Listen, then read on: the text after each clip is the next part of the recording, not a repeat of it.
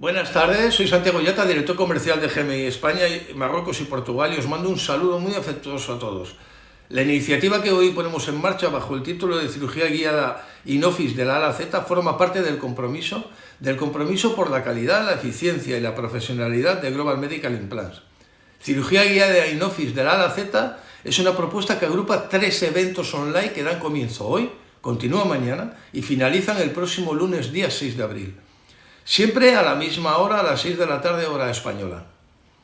Los protagonistas de los 3 eventos eran los doctores Vicente Ferrer, Raúl Ruiz y Jorge Troncoso, que se han propuesto acompañarnos en el recorrido por una de las técnicas de planificación quirúrgica de mayor actualidad en la implantología actual, como la cirugía guiada.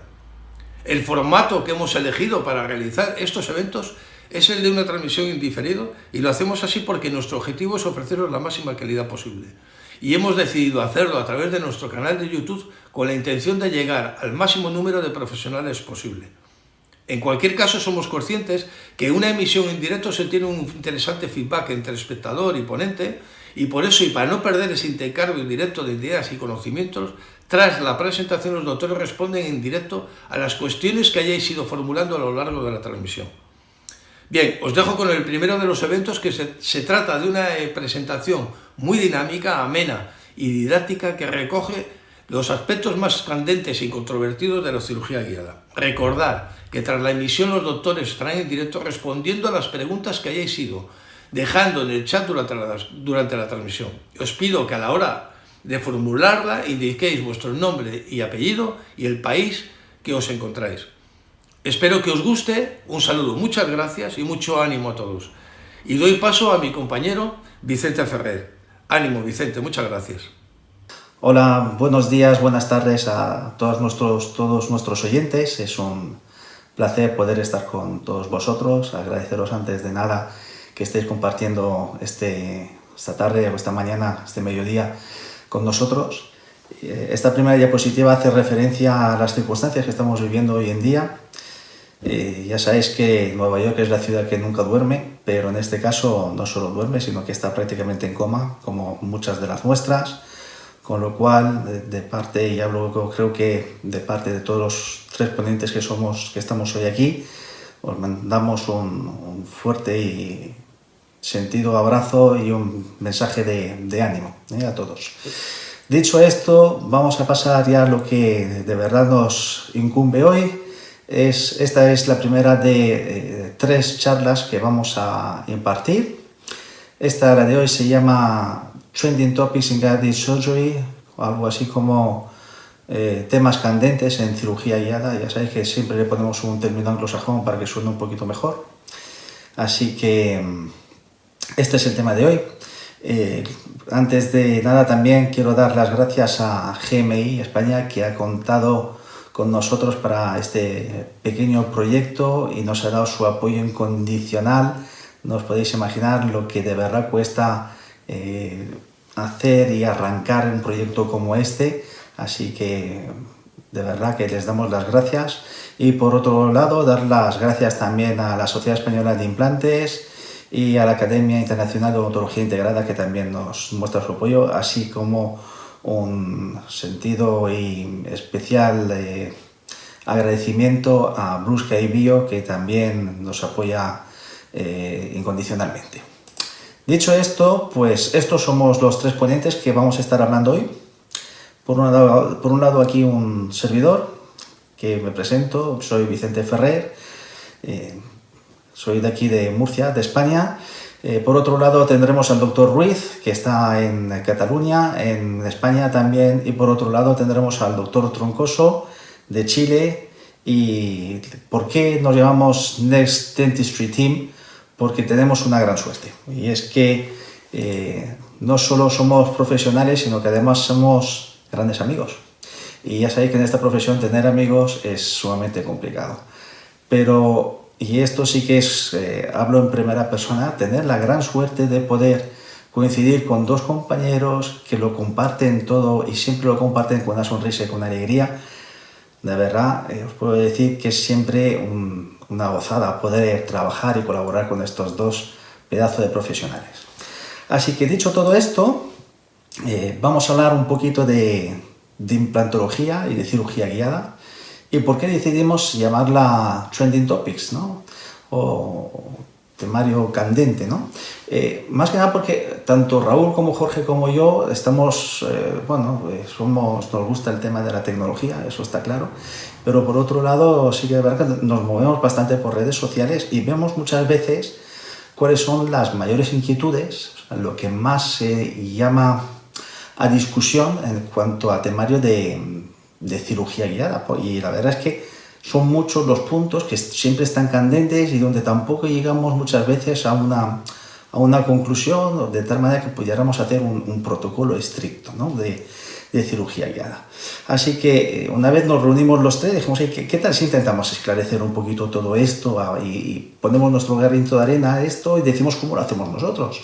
Y seguramente pues no todo el mundo estará de acuerdo, y habrá mucha gente que lo haga de otras maneras, pero sí que es cierto que esta es nuestra forma de hacerlo y además nos funciona, que creo que esto es algo importante. Cuando algo funciona y funciona a lo largo del tiempo, dice mucho, ¿no? Así que hemos intentado resumirlo todo en 6, aunque luego veréis que en realidad hay un extra, 6 puntos que son temas candentes, y cada uno de ellos pues seguramente va a ser muy diferente a todos los demás. Y lo que de verdad nos gusta a nosotros es que este tipo de charlas sean un poco interactivas, ¿no? Con lo cual sí que os vamos a solicitar que tanto en el chat o en la zona de comentarios pongáis vuestras preguntas. Por favor, si fuerais tan amables, pues también nos pusierais el nombre y vuestro país de origen. Nos encanta ver que hay gente en todos los rincones del mundo que nos pueda escuchar. Y no solo eso, sino que estaremos encantados de poder ahora luego a continuación contestar todas vuestras preguntas en la medida de lo posible, ¿no? En fin, dicho todo esto, vamos a por la primera caja sorpresa. Ahí lo dejo, paso la conexión a Barcelona. Raúl, esto es todo tuyo. Adelante, conexión Barcelona. Gracias, Vicente. Bueno, el primer tema que vamos a tratar es el software open source, pero enfocándolo de una manera no de confrontar software libre con software propietario, sino más bien de complementarlos para llegar un pasito más allá. Lo he titulado Herramientas libres frente a herramientas propietarias. Los principales exponentes de software propietario serían 3 principalmente, que son Treeshape, Exocad y Zerek. Hay muchos más, pero esos serían los máximos exponentes de software propietario. Tienen en común que todos siguen un guión donde, yendo paso a paso, sin saltarse ninguno de los pasos, al final, el último paso, el resultado es la restauración final. Restauración hecha de la manera más rápida, directa, fácil y reproducible. Pero ¿qué pasa? Que ese guión a veces se rompe, ese camino a veces se rompe. De manera que hay veces que en alguno de esos pasos encuentra el software ciertas dificultades que hace que sus automatismos no funcionen como deberían. Y es ahí donde herramientas como Blender o Meshmixer ayudan a crear un puente para poder desatascar esos casos difíciles donde el software quizás no está preparado para resolver. ¿Cómo puede ayudar un software como Blender o Meshmixer para ir un pasito más allá? ¿Qué cosas podemos hacer? Se pueden modificar mallas. ¿Con qué propósito? Se pueden modificar los escaneados para reposicionar, por ejemplo, en rehabilitaciones sobre implantes, para reposicionar dichos escaneados, ya sea en rotación o en posición espacial. Luego veremos ejemplos de todo esto. Se pueden reparar mallas conflictivas, en el sentido de que hay veces que hay mallas que no se han reproducido fielmente y tienen artefactos, orificios, vértices sueltos, aristas sueltas, y todo eso, si lo reparamos y limpiamos esa malla, nos ayuda a desbloquear cuando el software se vuelve loco. También se pueden modificar células quirúrgicas hechas con otro software para hacer distintos protocolos diferentes a los que estaban ideados por ese software. Se pueden hacer diseños de mock-up rápidos. Es verdad que los softwares propietarios en este aspecto son brillantes igual que los que hemos mencionado antes, nos permiten hacer un DSD, un diseño de sonrisas, de una manera muy precisa, muy reproducible y muy fiable. Pero hay veces, hay en casos determinados, donde no es necesario utilizar todas esas herramientas tan sofisticadas y se pueden hacer mockups sencillos de una manera muy inmediata y muy rápida. Y finalmente, otra propuesta es la realización de diseños de provisionales. Provisionales que no tienen por qué ser restauraciones provisionales, sino que pueden ser también pilares de cicatrización anatómicos. Hemos estado hablando de lo que son las mallas. Para muchos no iniciados quizás el término malla es un poco confuso, entonces vamos a explicar un poquito lo que es. Realmente, como se ve en el vídeo, las mallas no dejan, los modelos escaneados en 3D no dejan de ser una serie de puntos en el espacio con sus coordenadas, y esos puntos, que serían los vértices, van unidos entre sí por aristas, y cada 3 aristas se forma un triángulo. Esos triángulos, los triángulos vecinos, están fusionados entre sí, formando una estructura en forma de red, de malla, que es a lo que genéricamente llamamos como la malla 3D. A eso nos referimos cuando hablamos de que una malla es conflictiva, cuando esa malla no tiene continuidad, tiene orificios o tiene aristas que no forman parte de uno de esos triángulos, de esas caras. Todo eso conviene limpiarlo en el caso de que el software se vuelva loco y no sabemos por qué. Vamos con el primero de los ejemplos. Hemos dicho que podíamos reposicionar no tanto el implante sino el aditamento. En este ejemplo, que es un caso hecho con Cerec, queríamos colocar un T-Base de altura 2. Sin entrar en mucho detalle, en Cerec, con esa marca de implantes que estaba usando, nosotros tenemos disponibles 2 tipos de T-Base, uno de altura 0, que no es exactamente 0, es 0 con algo, y un T-Base de altura 2. En este caso interesaba el T-Base de altura 2, pero si yo escaneaba con un scan post, que no deja de ser lo mismo, pero un poquito más largo para poder salvar ese tejido blando que me entierra todo y no me deja posicionar bien el scan body, pero ese scan post está pensado en Cerec solo para utilizar T-Base de un tipo, que son los de altura 0. En este caso me interesaba poder escanear y posicionar perfectamente el T-Base, pero el T-Base de altura 2, entonces Cerec no me permitía hacerlo en sus cauces normales. Conseguimos desatascarlo, aquí está el ejemplo, y conseguimos una posición correcta del T-Base que íbamos a utilizar. ¿Cómo lo hicimos? Pues sencillamente lo que hicimos fue... A ver si va el vídeo, sí. Sencillamente lo que hicimos fue seleccionar el área de la malla, la zona de la malla de interés para el escaneo de Cerec, que viene a ser esta parte en forma de pirámide, que es la que tiene en cuenta para luego posicionar todo lo que va debajo.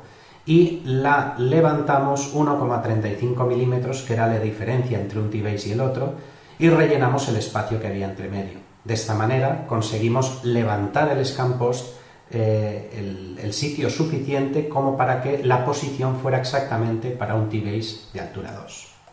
Es otro ejemplo de cómo el software libre nos puede complementar al software propietario para hacer cosas que no estaban en el guión. Otro ejemplo que hemos hablado son las férulas quirúrgicas, en las que, por ejemplo, se pueden hacer muchas más cosas, pero este es solo un ejemplo. En este caso, si nos interesa en un caso anterior colocar un aditamento angulado o quizás un tornillo dinámico, es importante que no solo la posición tridimensional del implante, sino también la posición rotatoria del hexágono esté puesta de la manera más precisa posible. ¿Cómo hacemos esto? Simplemente con Blender, en este caso, con Mesmiser también se puede hacer. Lo que hicimos fue copiar la posición de ese hexágono planificado y proyectarlo en la férula para hacer un dibujo de ese hexágono en la posición que nos interesa. De esa manera, el día de la cirugía, yo tenía una guía quirúrgica que no solo me posicionaba en profundidad, en inclinación y en posición el implante, sino que también me permitía tener una guía de qué posición rotacional debía tener ese implante para que luego, cuando fuéramos a usar el aditamento angulado o el tornillo dinámico, me quedara todo en la posición correcta. Otra propuesta, también con férulas quirúrgicas, esta no he tenido oportunidad todavía de testearla, pero el diseño se puede hacer y lo estoy probando, es hacer una especie de férula donde se haga un hexágono helicoidal que nos guíe los últimos milímetros de inserción del implante, para que nos guíe también la posición exacta del hexágono. También se pueden hacer pilares de cicatrización anatómicos, que esto en el grupo nuestro de Next Dentistry Team nos gusta llamar como DAHA, que es el acrónimo en inglés de Digital Anatomic Healing Abutment. Y como ejemplo ponemos un vídeo, acelerado por supuesto, porque lleva un poco de trabajo, de cómo confeccionamos dicho DAHA con Blender. Se trata de hacer una conformación de la encía a gusto, colocamos el aditamento y, como iréis viendo, voy corrigiendo el diseño conforme voy diseñando, porque muchas veces cuando empiezas a hacer una cosa llevas una idea muy clara en la mente y por el camino te vas encontrando dificultades en dicho diseño y decides rectificar en el mismo momento. Entonces aquí se ve cómo estamos conformando esa encía, colocamos un diente de una librería, un molar, y adaptamos el contorno gingival nuevo que hemos creado a esa anatomía. Suavizamos los bordes y veréis que en este caso iba a hacer una reducción, pero no tuve en cuenta el punto de contacto, con lo cual esta es una de las correcciones in situ, tiro para atrás, elimino el punto de contacto para que no me quede fusionado ese pilar de cicatrización y vuelvo a repetir el proceso de reducción para crear un pilar anatómico de dicho molar, adaptado a la encía. Suavizamos todos los bordes y lo último que hacemos es adaptar ese T-base al pilar que hemos creado. Esto nos permite, puesto que el T-base lleva su pestañita, nos permite cementar fuera de boca y tener ya un bloque T-base pilar que poder atornillar directamente. Esto vendría a complementarse muy bien con lo que hemos comentado de las férulas con hexágono, porque de esa manera tenemos una posición muy fiable de cómo nos va a quedar ese pilar de cicatrización. Es verdad que estos pilares de cicatrización que se pueden hacer de manera manual, recientemente los doctores, si no recuerdo mal, Patrick Moore y Baron Gunther, tuvieron un acto de generosidad enorme y en su web D3 Tool han ofrecido a la comunidad una herramienta que es algo más automatizada para crear esos pilares de cicatrización personalizados. La herramienta es gratuita, la han ofrecido gratuitamente y es una herramienta muy cómoda porque simplifica mucho el proceso de realizar estos pilares tipo DAHA. Muchísimas gracias. Ahora devuelvo la conexión a Vicente, devolvemos la conexión a Murcia. Estar muy atentos al tema que os quiere proponer porque estoy seguro de que os va a gustar mucho. Muchas gracias. Muchas gracias, Raúl, te tomo el relevo. Bueno, vamos a por el siguiente tema. Es un tema que, bueno, creo que a todos más o menos se nos pasa por la cabeza cuál podría ser, ¿no? Fresado. ¿Qué ocurre con el fresado cuando utilizamos férulas quirúrgicas?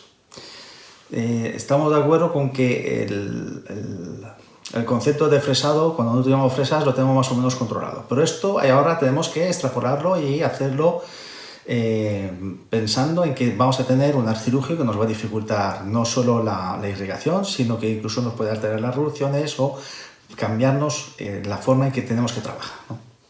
Bien, dicho esto, del fresado estándar, este lo tenemos más que controlado. Es decir, este es con el que batallamos día a día. Hemos colocado ya cientos o miles de implantes y más o menos le tenemos el pulso tomado, tenemos el tacto, sabemos qué es lo que estamos haciendo y cómo lo estamos haciendo. A pesar de ello, hay cientos y cientos de artículos que nos pueden contar un montón de variables que nos pueden afectar. Y muchas de esas variables se pueden extrapolar a la cirugía guiada, ¿no? ¿Cuáles son esas variables? Primero, ¿qué tipo de hueso nos vamos a encontrar? ¿Es un hueso compacto? ¿Es un hueso esponjoso? Tipo 1, un tipo 2, 3, 4, ¿qué tipo de hueso es? Esto nos va a afectar, tanto si es guiada como si no es guiada. Luego, por otro lado, ¿cómo son las fresas, es decir, qué tipo de diseño tienen, qué tipo de material, si tienen algún tipo de recubrimiento. Todos esos son factores que quizás pueden afectar tanto al fresado estándar como también puede afectar a la cirugía guiada. Y después tenemos cómo es el fresado en sí, es decir, es un fresado único, es decir, con una sola fresa lo fresamos todo, una sola fresa única, o bien utilizamos una secuencia de fresas. Porque sabéis que hay fresas que están hechas para pasar con una sola fresa, pasarla y colocar el implante. O bien vamos a usar una serie de secuencia de fresas. Esto es importante saberlo. Después tenemos que saber si es el fresado, si es único o intermitente. Es decir, vamos a clavar el implante de una sola vez o vamos a ir fresando poquito a poco. Eso es importante saberlo. ¿Cómo es la velocidad? Es importante también saberlo. ¿Qué tipo de fuerza vamos a hacer? Es importante saberlo. Y cuando se habla de fresado estándar, existe una nueva variable que es, vas a utilizar férula quirúrgica. Esta es una nueva variable que hay que incorporar en nuestro caso. Y después tenemos que tener en cuenta cómo va a ser esa irrigación. Es decir, esa irrigación es solo a través del contraángulo por un lado, o vamos a tener el contraángulo irrigando y por otro lado algún personal auxiliar que nos va a ayudar irrigándonos con la jeringa, o bien vamos a estar utilizando fresas que son de irrigación interna y externa a la vez. Todo esto son variables que tenemos que tener en cuenta. Eso sí, igual que hay muchísimos y muchísimos artículos de fresado estándar, cuando empezamos a hablar de fresado con guía quirúrgica, ese número de artículos empieza a escasear. En fin, no es que escasee, pero evidentemente no es tan numeroso que cuando hacemos un fresado normal. Y me gustaría intentar sacar algunos artículos que quizás nos puedan ser de importancia y que nos trasladen algún tipo de mensaje que tengamos que tener en cuenta. Uno de ellos es este. ¿Qué ocurre con las revoluciones? Es decir, no es solo el tema de revoluciones, sino cuántos usos le vamos a dar a las fresas. Y este es otro tema importante, no solo del fresado estándar, sino aquí quizás con más interés, ¿no? Y aquí fijaos que tenemos en esta gráfica, hay 4 gráficas y una nos hace referencia que a 800 revoluciones vamos a necesitar más de 200 usos de fresa para que esa misma fresa incremente la temperatura en 10 grados.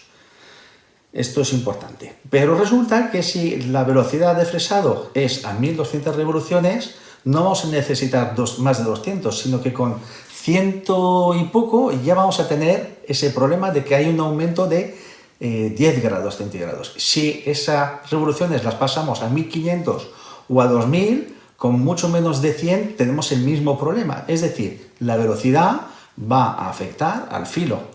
No solo el número de usos, sino también la velocidad. Y cuanto más afectado quede el filo de tu fresa, evidentemente más calor se va a generar. Y esto es algo que quizás se podría extrapolar al fresado normal, pero es importante cuando hacemos cirugía guiada. Por otro lado, tenemos otros artículos donde empiezan a tener como variable el suero fisiológico. No qué tipo de suero fisiológico utilizamos, sino a qué temperatura está. Y esto empieza a ser importante, porque muchos de nosotros cuando hacemos cirugía normal, estándar, sin cirugía guiada, metemos el vicio o la buena costumbre de meter ese suero fisiológico en nevera. ¿Y esto de verdad es útil? Pues sí, es útil. De hecho, hay ya muchos artículos, este es uno de ellos, donde nos dicen dónde está la importancia. Y si os dais cuenta, estadísticamente, donde más útiles son, es cuando tenemos nuestro suero fisiológico a una temperatura de 10 grados. Y cuanto mayor es el diámetro de la fresa. ¿Por qué? Porque cuanto mayor es el diámetro de la fresa, menos espacio hay para que entre ese suero fisiológico a través de la férula. Porque cada vez habrá menos espacio por el que puede entrar. Entonces, ¿qué ocurre? Lo importante no solo va a ser el diámetro, sino también las revoluciones. A 800 revoluciones, 10 grados quizás sean los parámetros idóneos para poder trabajar si vamos a hacer una cirugía con guía quirúrgica. Por otro lado, podemos tener las variables de qué profundidad de fresado vamos a hacer. Bueno, es algo que quizás nos puede afectar, pero tampoco es una variable que de verdad sea algo que nos tenga que inquietar en exceso. Lo que sí que nos empieza a inquietar, como habíamos dicho antes, es el diámetro de la fresa. Los diámetros de la fresa, como sabéis, las primeras fresas son normalmente las que más trabajan. no solo ocurre en cirugía guiada. Cuando hacemos cirugía normal, todos tenemos cajas quirúrgicas donde las primeras fresas que empiezan a desfallecer son las fresas piloto, 1,8, 2, 2,5. Quizás son las fresas con las que más trabajan, son las que abren el camino y las que más, seguramente, más calor y más pérdida de filo van teniendo, ¿no? Entonces, esto es igualmente extrapolable al fresado con cirugía guiada.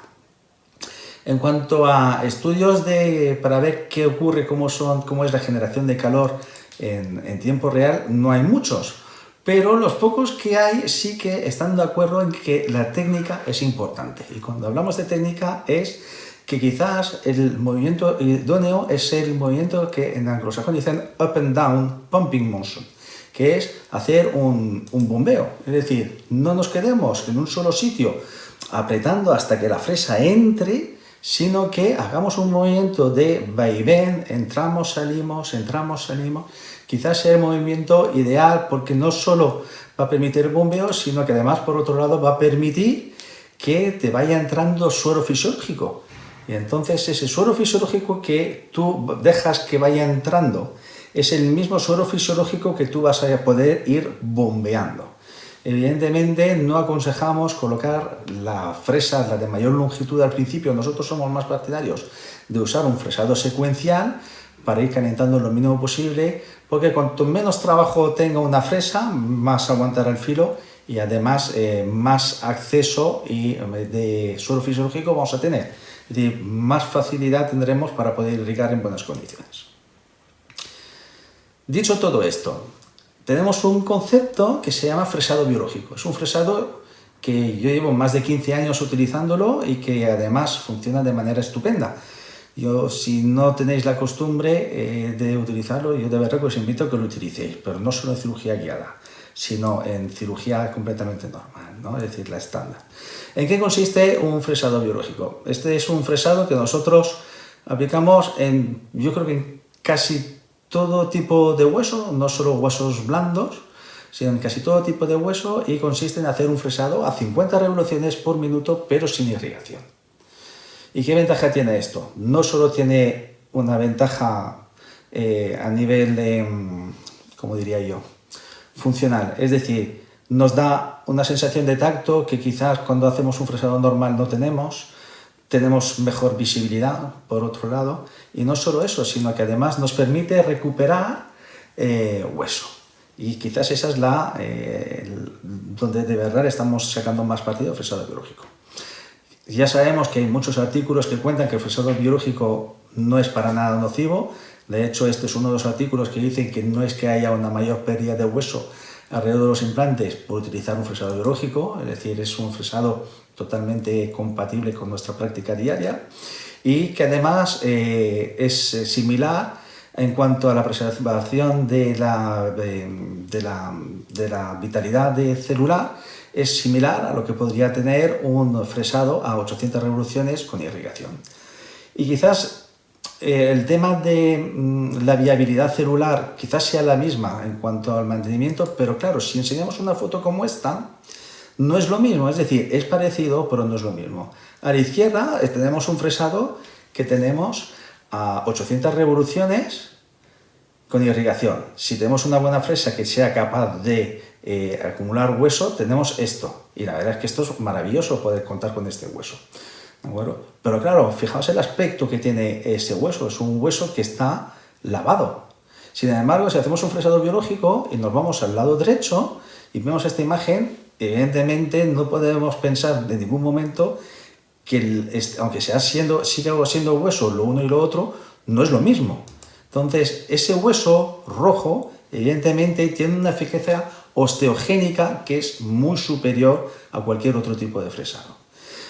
Con lo cual, ¿por qué no extrapolamos esa técnica de fresado biológico a la cirugía guiada? Y ahí es donde nosotros, la técnica que solemos utilizar en nuestro día a día suele ser, utilizamos con irrigación a 800 revoluciones por minuto, suero fisiológico a 10 grados, pero esa técnica solo la utilizamos para las primeras fresas, es decir, las que tienen un diámetro de 2 milímetros. A partir de ese momento lo que hacemos es que cambiamos nuestra técnica de fresado y hacemos fresado biológico. ¿Por qué? No solo porque vamos a ganar otra vez hueso, que quizás en un momento dado lo pudiéramos aprovechar para más tarde, sino que seamos, digamos que seamos mal pensados. Es decir, pensemos que a pesar de que hemos hecho un buen fresado, hemos hecho nuestros vaivén con el fresado, permitiendo que entre bien, que tenga una buena irrigación con un suero a 10 grados, a 800 revoluciones, es decir, el mejor pronóstico que podamos tener. ¿Quién podría descartar que no se ha generado algún tipo de necrosis ósea en ese momento?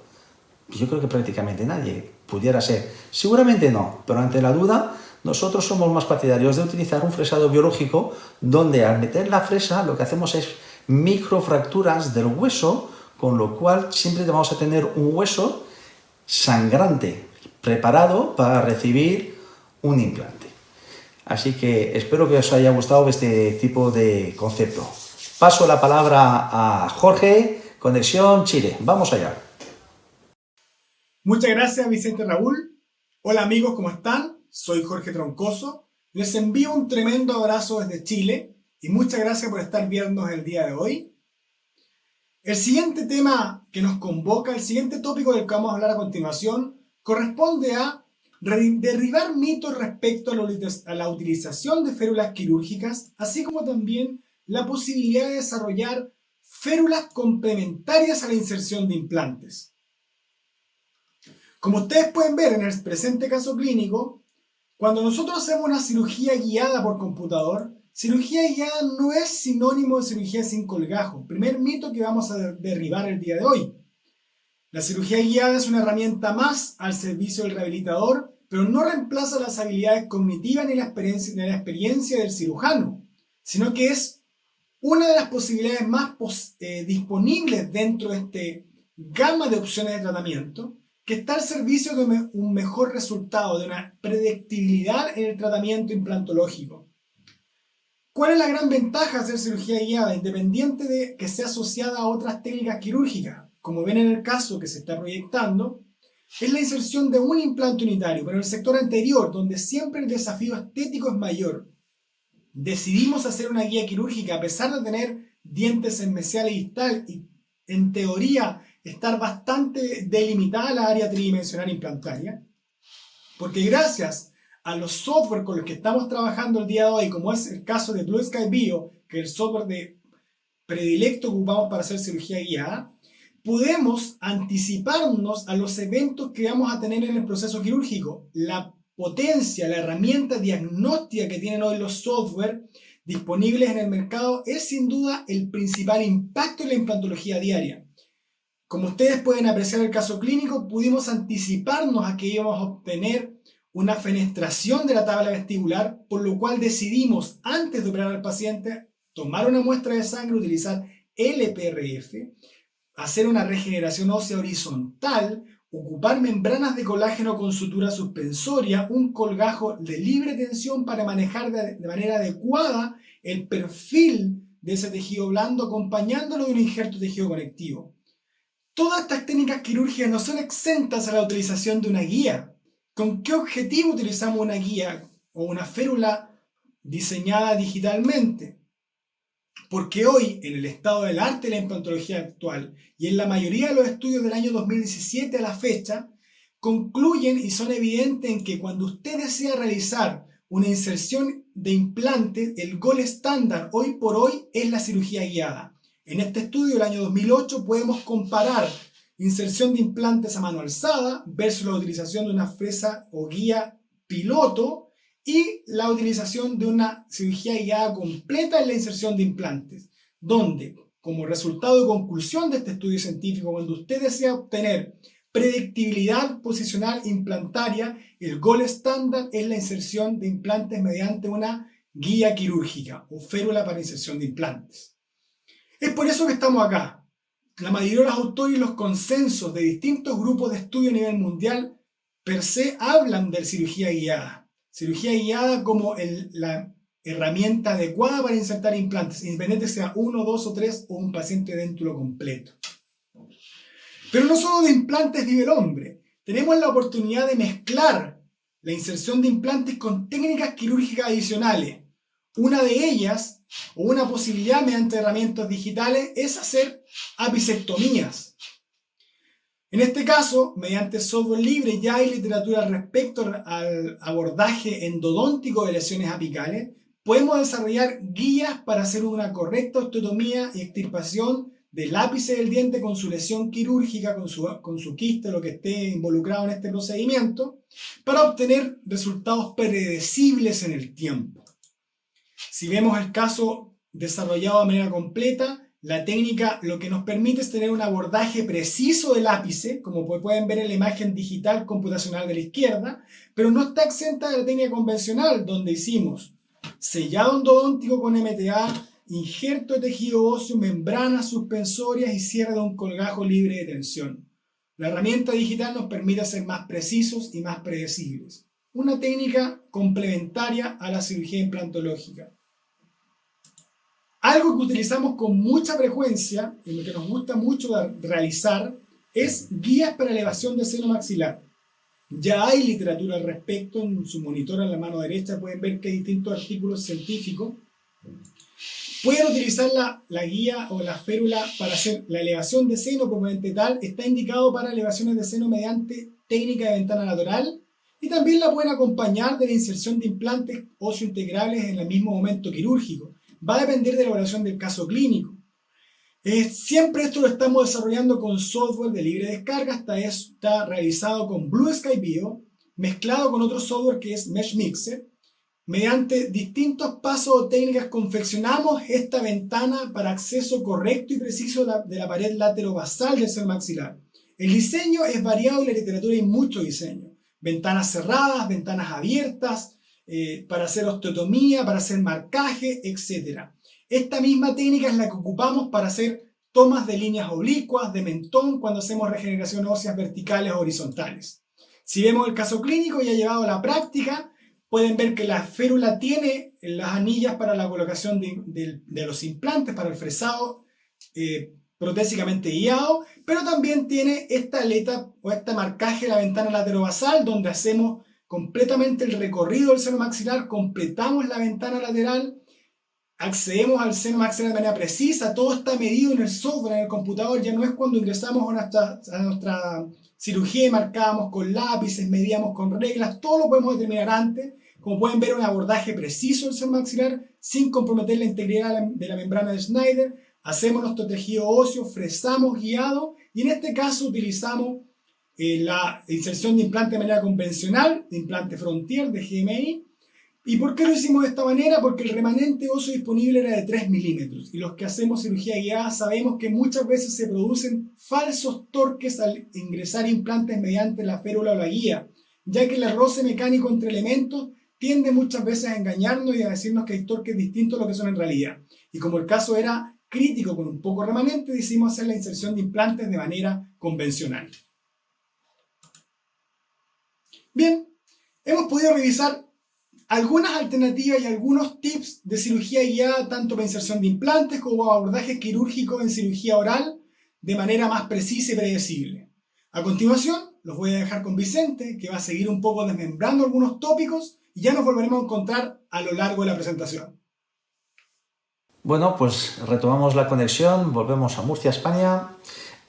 Vamos a por el cuarto tema. El cuarto tema quizás es otro tema que está bastante candente y bastante en boga y no es otro que el de férulas sleeveless, lo que viene a ser férulas que no tienen anillas metálicas. Y la primera pregunta que nos hacemos todos es ¿por qué hacemos férulas sin anillas, algunos de nosotros, ¿no? ¿Cuáles son las ventajas de hacer esas férulas? Bien, como todos sabemos, cuando empezamos todos haciendo cirugía guiada, todas nuestras férulas eran férulas que llevan unas anillas metálicas para evitar que hubiera una fricción excesiva entre lo que es la fresa y la resina, ¿no?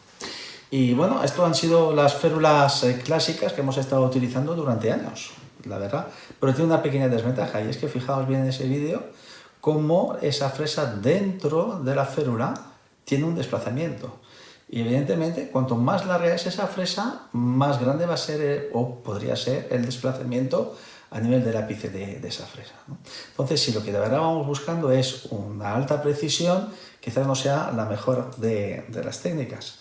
De ahí que empezamos a utilizar estas férulas que sean sleeveless, sin anillas metálicas, donde lo que estamos buscando es intentar estrechar ese espacio al máximo para que la fresa tenga cierta fricción, pero al aumentar esa fricción, cierto es que también tiene menos capacidad para poder bascular, con lo cual tendríamos menos margen de error. ¿Cuáles son los factores que nos pueden afectar a la hora de realizar férulas sleeveless? Lo primero, el diseño de la férula. Lo segundo, cómo vamos a imprimir o fabricar esa férula. Lo tercero, qué tipo de resina vamos a utilizar. Y lo cuarto es el tipo de fresa que vamos a utilizar. Quizás son los 4 factores que van a intervenir en esta historia, ¿no?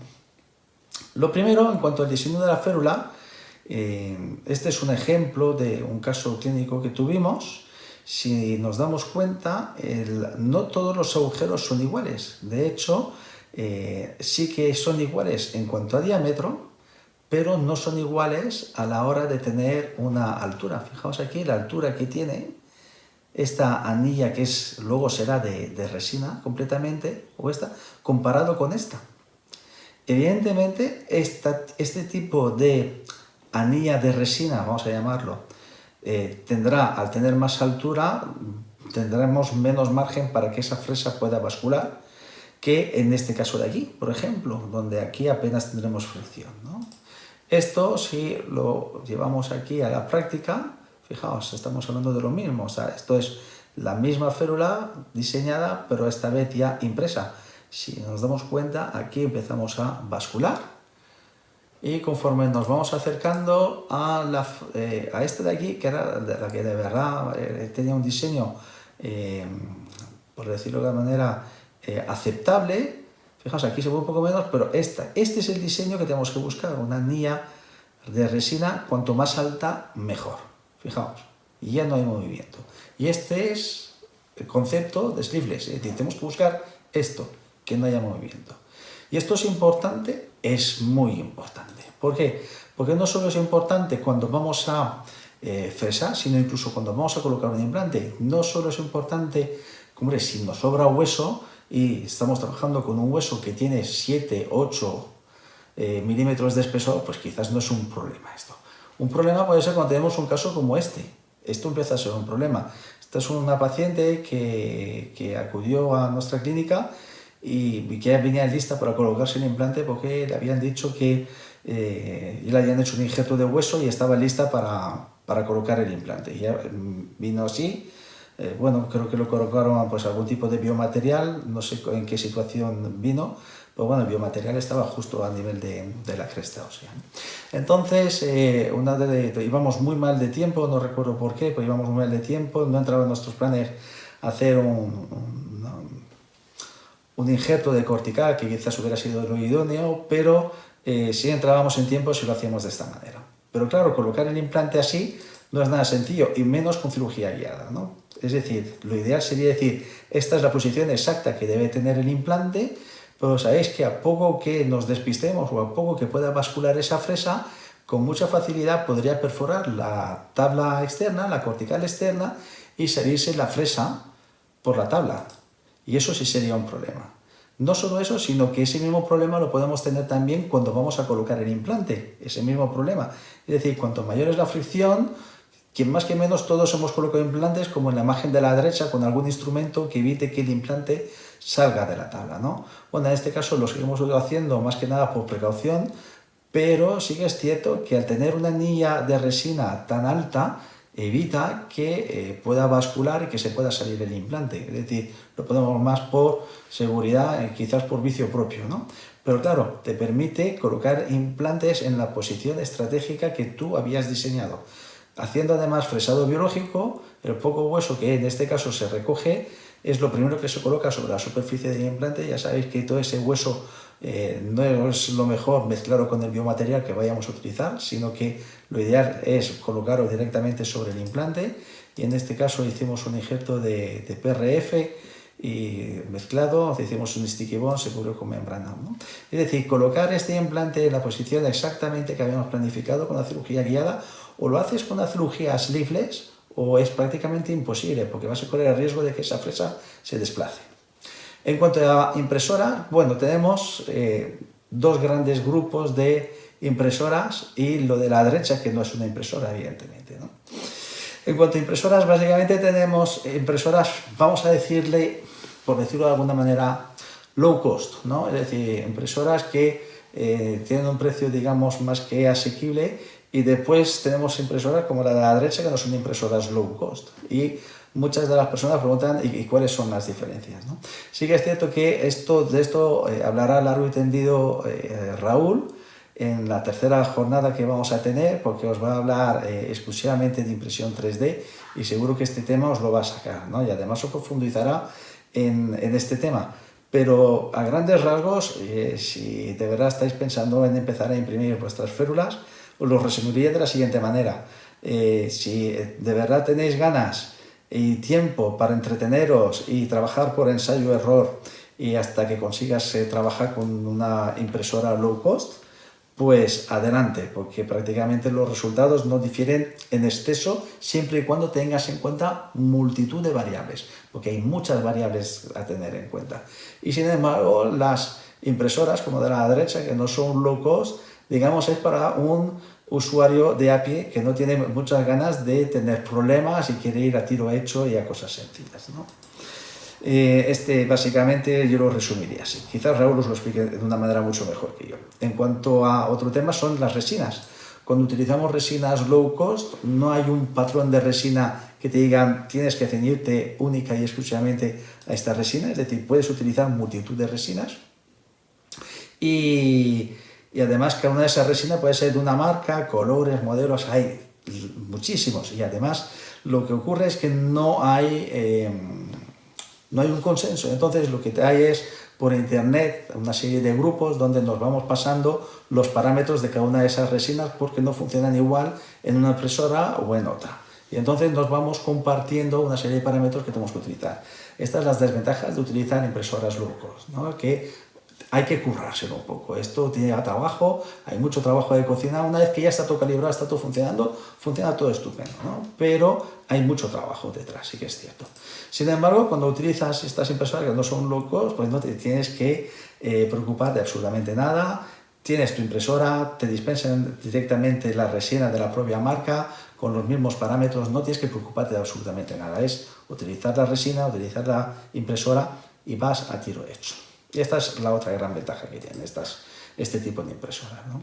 Básicamente los resultados pues, son prácticamente los mismos. Cuando utilizamos un tipo de impresora o la otra, nosotros personalmente no conseguimos tener grandes diferencias. Donde suelen fallar una, suele fallar la otra. Bueno, siempre hay pequeñas lagunas, ¿no? Siempre se puede discutir esto, da para mucho debate esto, ¿no? Pero bueno, y la precisión suele ser bastante alta, pero seguramente este tipo de férulas que estamos viendo aquí, donde hay algunos Anchor Pin, seguramente son las férulas más difíciles de imprimir para hacerlas libres, porque ahí es donde de verdad tenemos dentro, justamente aquí, tenemos que conseguir que haya un pequeño conducto con un diámetro concreto y además uniforme para que pueda entrar y salir, y seguramente es de las zonas más críticas. Bien, evidentemente todas esas férulas que nosotros imprimimos llevan un postprocesado, que también nos explicará Raúl, pero lo que sí es importante es que uno de esos postprocesados es terminar de polimerizar esa resina. ¿Y cómo la vamos a polimerizar? Bueno, hay muchas máquinas o incluso artilugios más de a pie para poder hacer esa polimerización final, donde nosotros lo que aconsejamos es que esa polimerización siempre se haga con las fresas metidas dentro para evitar que haya una posible contracción y que te altere el diámetro del agujero que tenemos preparado para las fresas. Por eso lo que estáis viendo ahí son las fresas y los anchor pins metidos ya dentro de la férula justo cuando vamos a polimerizarla. Bien, dicho todo esto, no todos son impresoras, también hay fresadoras y seguramente sea la mejor opción de todas las que hay. ¿Por qué? Porque no hay contracción, no depende de qué tipo de resina utilices, de qué tipo de impresora. Tienes un bloque, tienes unas fresas, aquello se fresa y debe de ir como la seda. Pero claro, no todos tenemos fresadoras de 5 ejes listas para recibir discos de estos y al coste que supone tener esto. Hombre, comprarlo si tienes esa fresadora, pues evidentemente no lo pienses. Disfrútala y aprovechala. Pero no creemos que sea lo idóneo comprar este tipo de fresadoras única y exclusivamente para estos menesteres. Y después hay un concepto que creo que deberíamos de cambiar un poco, ¿no? Porque todos vamos hablando de precisión y creo que deberíamos de cambiar el concepto. Y ese concepto de precisión cambiarlo a mínima precisión necesaria. Es decir, necesitamos de verdad tanta precisión, tanta resolución. Vamos a ver, necesitamos básicamente dos cosas. Lo primero, lo de la izquierda, que tu férula entre y salga bien y que quede bien asentada. Esto es básico, no tenemos que hacer ningún tipo de fuerza para que entre y asiente. Lo segundo, si vas a hacer cirugías sleeveless, que tu fresa entre dentro del agujero que has preparado dentro de tu férula, que entre con fricción y que no bascule. Tienes lo uno, tienes lo otro, ya está, puedes dar por buena tu férula. Y esto es lo único que necesitamos. Y muchas veces no necesitamos altas resoluciones para poder conseguir esto. Y después tenemos el concepto de fresas. Yo empecé haciendo Novel Guide, de ahí que yo tenga esta caja de Novel Guide. Estuve disfrutando también una larga temporada de las fresas de cirugía guiada de JD Dental Care, que me parecen unas muy buenas fresas. Y actualmente estamos utilizando las caja de fresas de cirugía guiada de GMI. No es esta que se ve aquí, esta es la antigua, que tiene una serie de pequeños errores que al final conseguimos que nos escucharan y se corrigieron, y seguramente ahora mismo tienen una de las mejores cajas de cirugías guiadas. No solo porque lo digamos nosotros, sino porque de verdad disfrutamos y nosotros hacemos cirugías prácticamente todos los días con ellas. Y de verdad que creemos que fervientemente que es una muy buena elección. De todas formas, vamos a ver un poquito en qué consiste cada una de estas cajas, ¿no? La de Novel Guide, dejé de utilizarla, tiene una cosa que me gusta mucho y es ese tipo el concepto de fresa quad spade, las 4 hojas.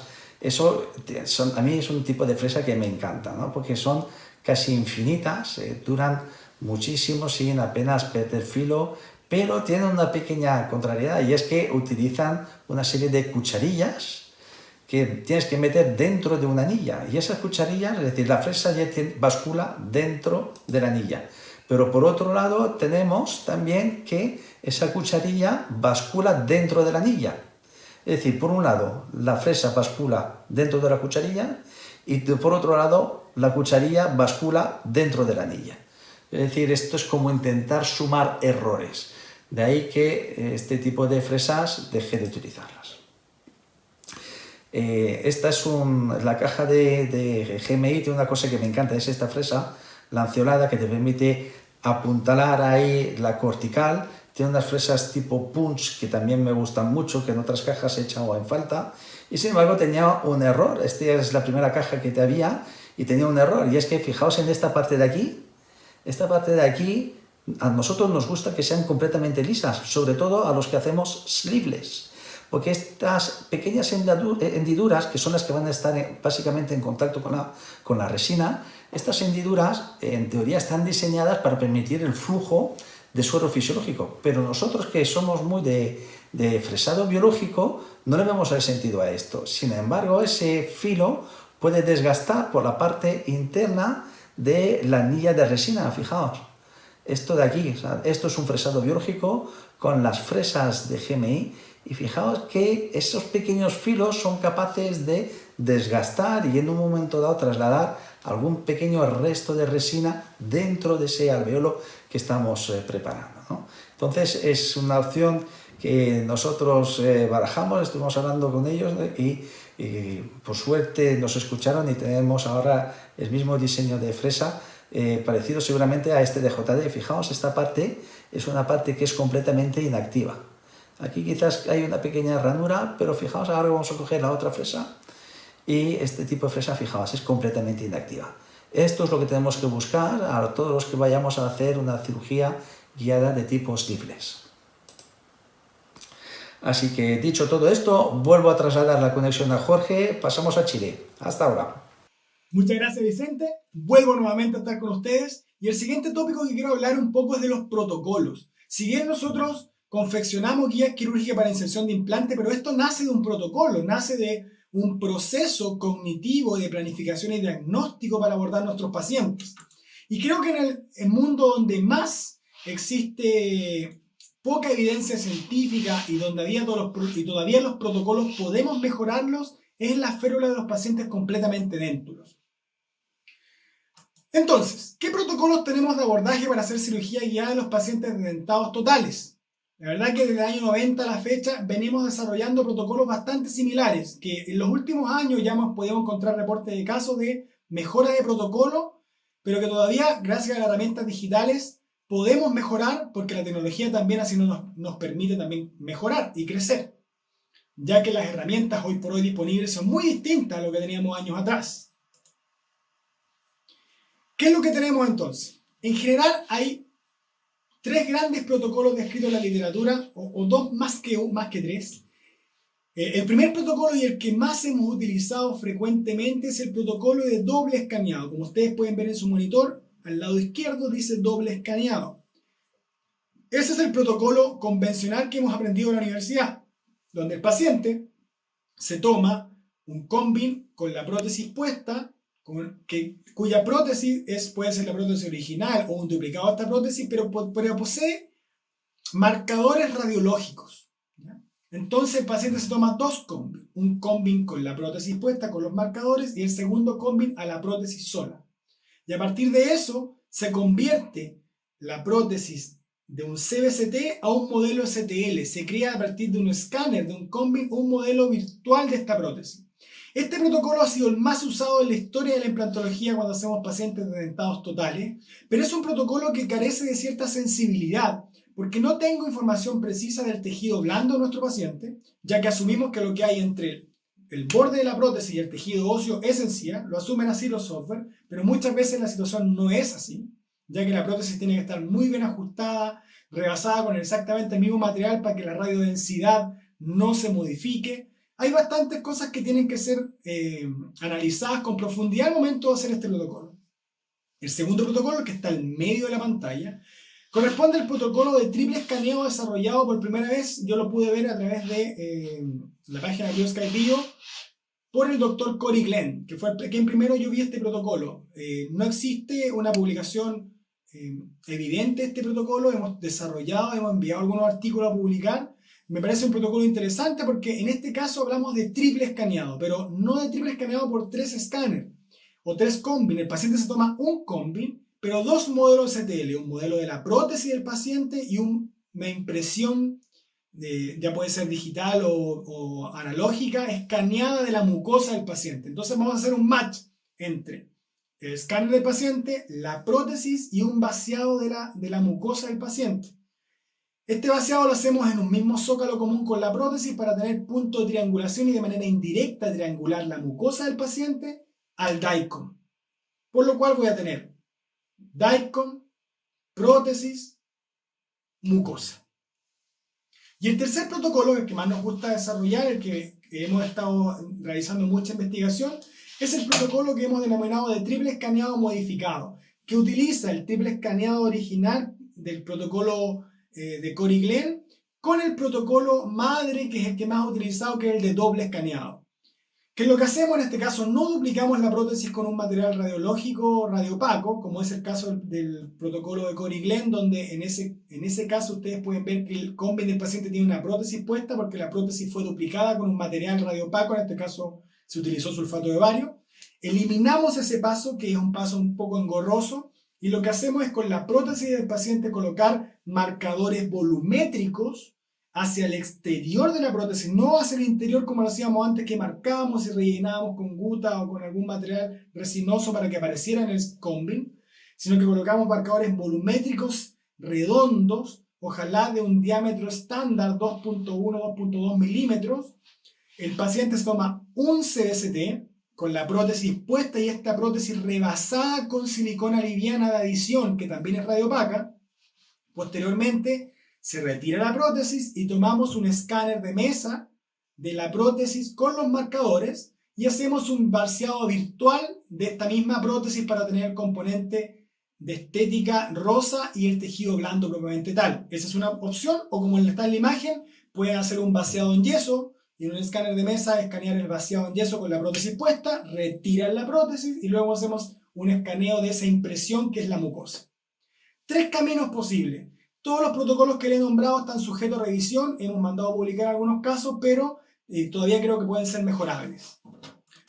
Revisemos entonces un par de casos clínicos. En el protocolo triple escaneado original de Corey Glenn, lo que hacíamos era duplicar la prótesis en sulfato de bario. Al duplicar la prótesis con sulfato de bario, obteníamos una prótesis radioopaca que se observaba en el combi. Ustedes pueden ver que ahí se ve el combi con una prótesis puesta, siempre a boca abierta. En este caso usamos una silicona de laboratorio que al momento de mover la barra de densidad puede ser eliminada para evitar superposición de estructuras o de dientes. Y a través de esto planificábamos con este componente protésico, hacíamos la alineación y una vez que estaba alineado el combi, que era mucho más fácil de alinear ya que era diente con diente, que el mismo diente coincidente de la prótesis, comenzábamos a hacer nuestra planificación quirúrgica. Protocolo bastante simple, solamente que tenía en este caso la dificultad de duplicar la prótesis con sulfato de bario, que muchas veces no era fácil de conseguir.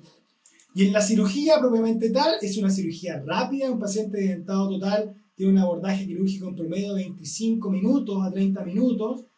Nos gusta realizar guías quirúrgicas con componente protésico visible, como son los dientes, ya que permite trabajar con una emergencia tridimensional mucho más clara y utilizar la misma guía quirúrgica como cubeta multifuncional, como lo podemos ver en la fotografía abajo, donde están todos los portes de implantes puestos a través de la guía quirúrgica. Uno podría rebasar con acrílico o silicona, desatornillar los portes de implantes y tenemos una impresión inmediata para hacer una carga inmediata convencional.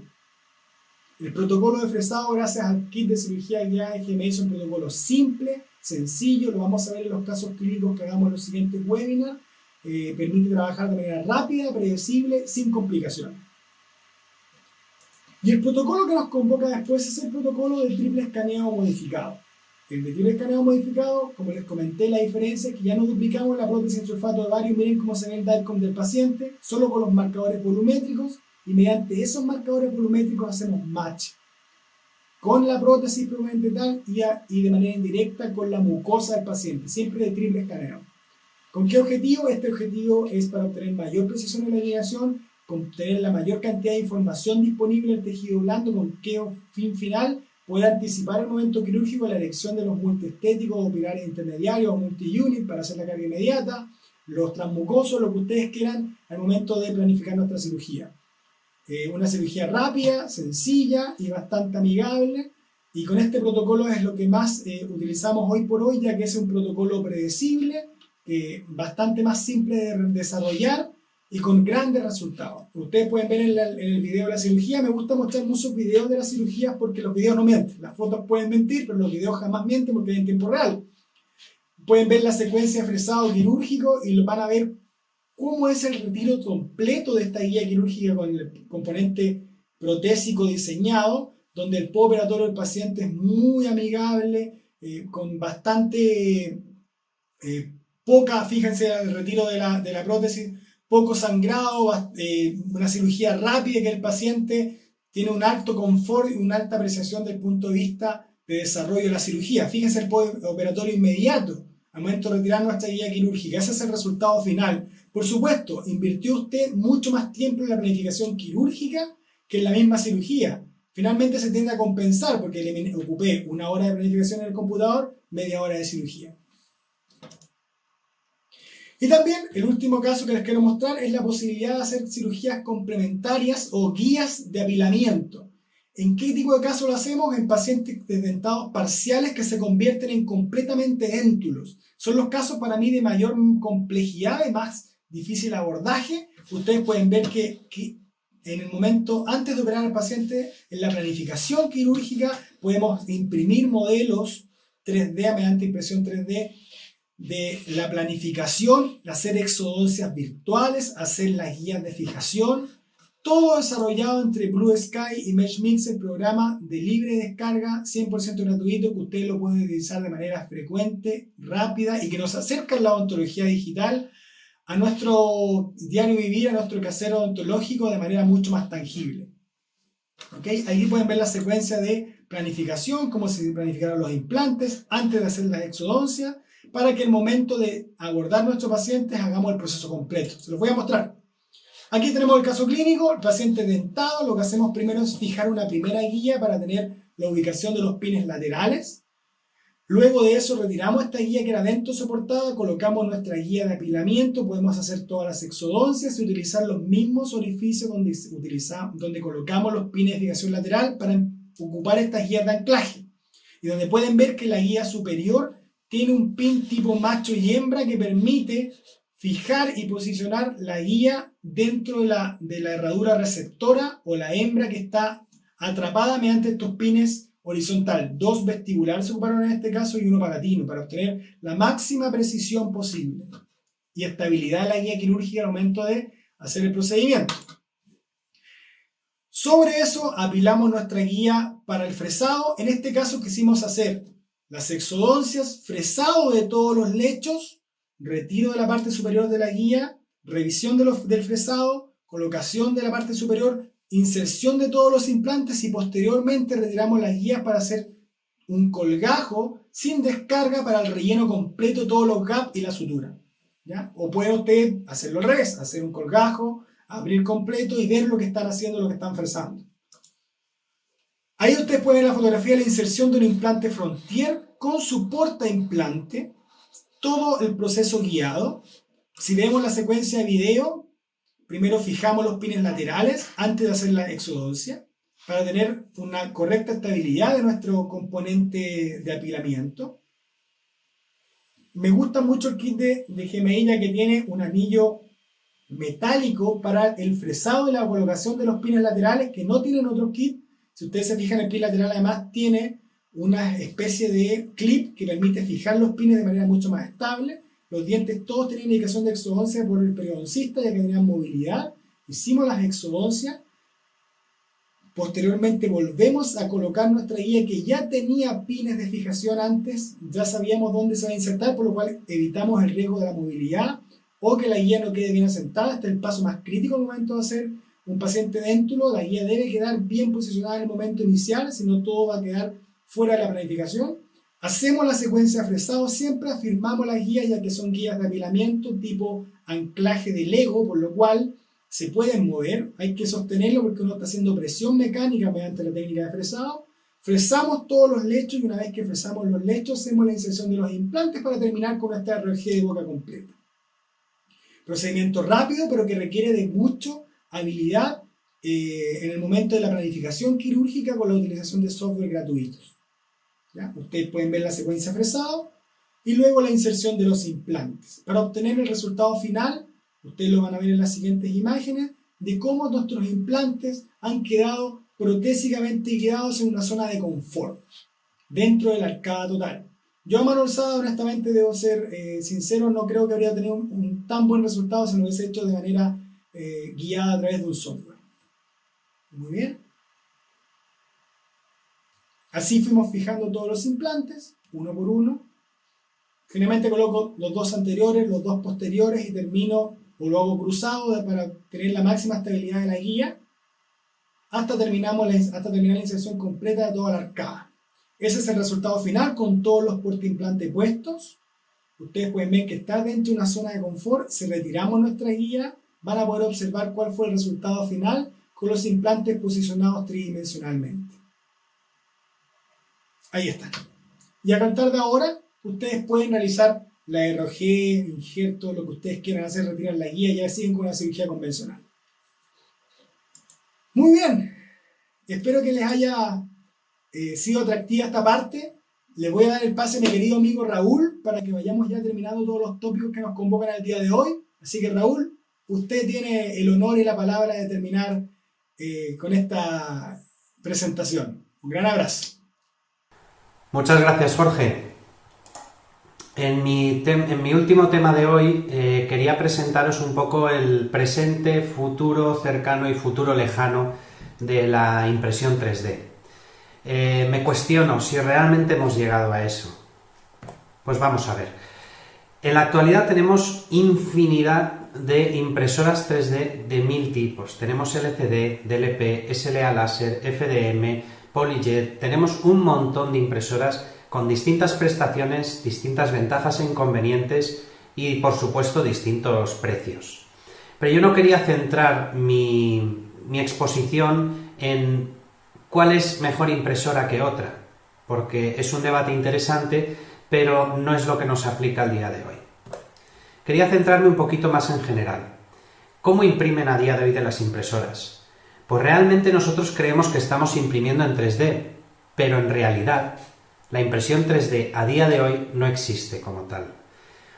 Puntualicemos. La impresión 3D sí que existe. Estamos imprimiendo continuamente un montón de objetos, pero entonces, ¿por qué digo que no existe?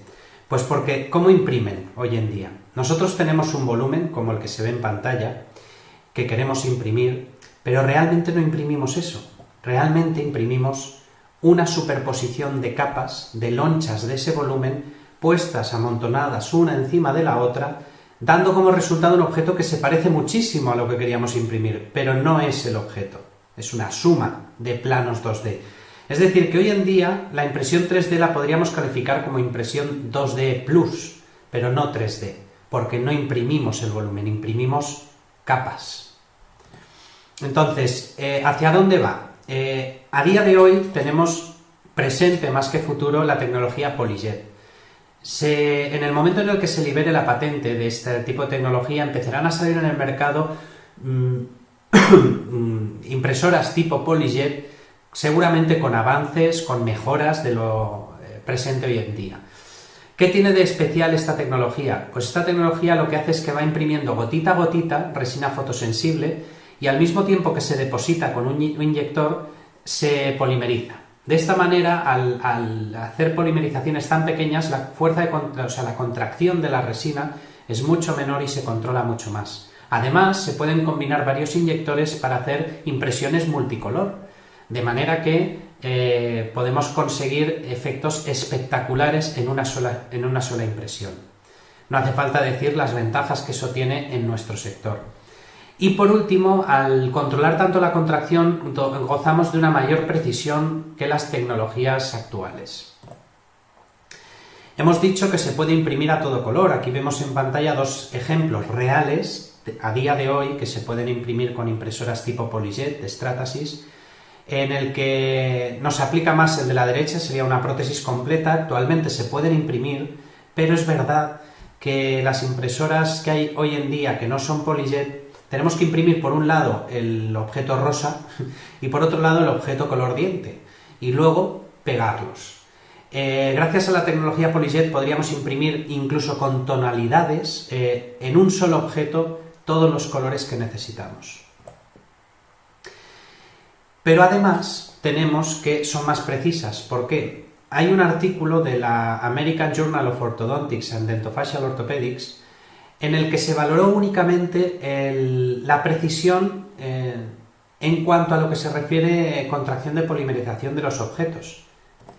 Se imprimieron arcadas completas de tres maneras diferentes, o bien con una base completa en toda la arcada, o bien sin base formando una herradura, o bien sin base en forma de herradura, pero con el sector posterior conectado.